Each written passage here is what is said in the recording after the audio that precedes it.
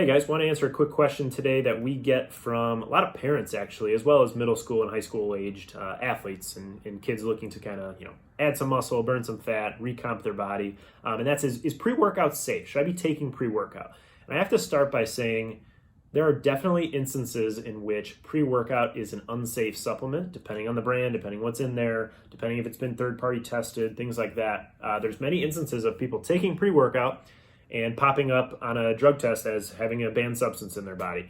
So I want to start by saying, yes, there are definitely things being sold out there in the world that are unsafe. Not only unsafe, but untested. And, in terms of the amount of each ingredient, they're not really sure what's in there, okay?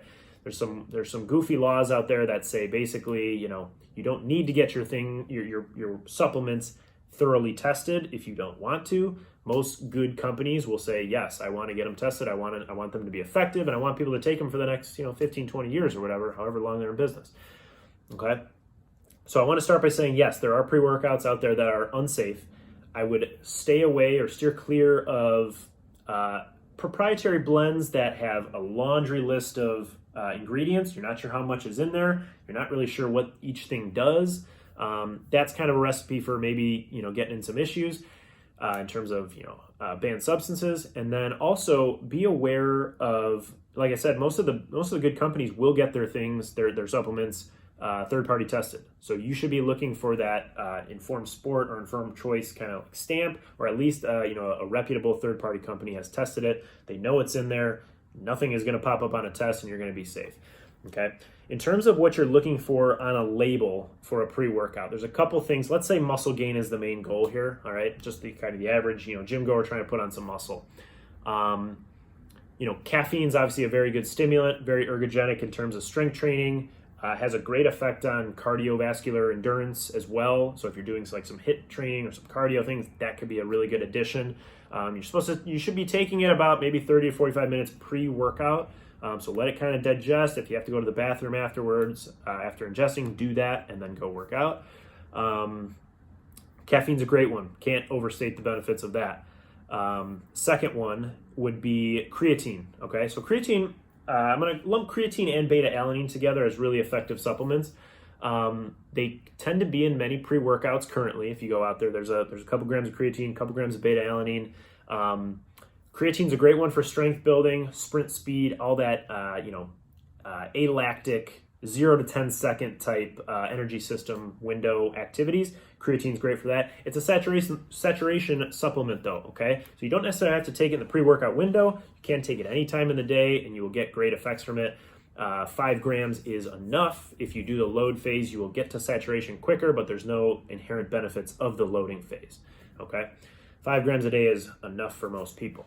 In terms of beta-alanine, the dosages kind of range. There's a larger range with beta-alanine dosages based off the supplement you take. What we're looking at in terms of benefits for beta-alanine is those mid-energy systems where we're kind of fueling that. We're buffering lactic acid. We're buffering hydrogen ions, okay, out of the equation so that I can continue moderately to vigorously intense exercise for a longer period of time, okay? So creatine's kind of that like 0 to 10 second window. I would say beta-alanine is probably that like 1 to 3 to 4 minute window, okay? In terms of what energy systems we're fueling, okay? So if you're doing a CrossFit workout, beta-alanine is probably a very good thing to have, okay? If you're doing heavy Olympic weightlifting or powerlifting or sprinting, creatine's a very good thing to have, okay? Those are very good pre-workout supplements. Now, another one to mention here that's kind of, on the cusp of becoming very well accepted is citrulline malate. Citrulline malate is essentially a precursor to arginine, which is a vasodilator. Okay, so when I work out, my blood vessels kind of dilate and, basically blood rushes to the muscle. Citrulline malate helps that process happen, can increase the amount of metabolite buildup in the muscle and therefore increase hypertrophy over time. Citrulline malate is one that if you only had money for a couple supplements, I probably wouldn't go there and spend that on citrulline malate, but there might be some benefit there, okay? In terms of pre-workout supplements, though, those are kind of the things you're looking at. Some sort of caffeine, creatine, beta-alanine, maybe some citrulline malate. Nowadays, too, a lot of supplements will have some sort of nootropic in there.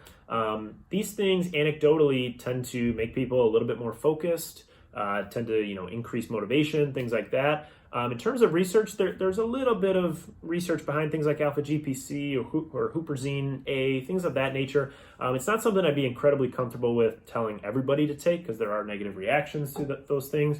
But the ones we mentioned before would be the ones I would start with: creatine, caffeine, and beta-alanine would be the main ones. Now, personally, what I would do is buy those things in bulk. Okay, well, maybe you just have a cup of coffee or some caffeine pills, so you know exactly how much you need. You got your creatine that you can throw in a cup. You got your beta-alanine you can throw in a cup. Me personally, I like the Mio electrolyte kind of juice or syrup. Squirt it in there, mix it all up. Tastes like a flavor. It's a little bit gritty, but you get all the ingredients you need to get a really effective workout. For me personally, it's a couple sips of coffee and I'm good. Some people prefer the pill form of caffeine. That works as well. Now, I like doing this because, one, it's cheaper, all right? It's going to last you a longer time, and you know exactly what's in that supplement every time, okay? If I'm doing, let's say, an endurance workout, I know that I can do, my Mio electrolytes, maybe a little bit of salt in there for some sodium, and then I can go maybe some cyclic dextrin for some easy carbs, okay? We didn't really cover the endurance side of things. This was more strength training today, but I know I can kind of change the formula based off what I'm doing. If I'm weightlifting, like I said, it's creatine, beta-alanine, caffeine, a little bit of maybe some citrulline malate in there, and then I'm good to go.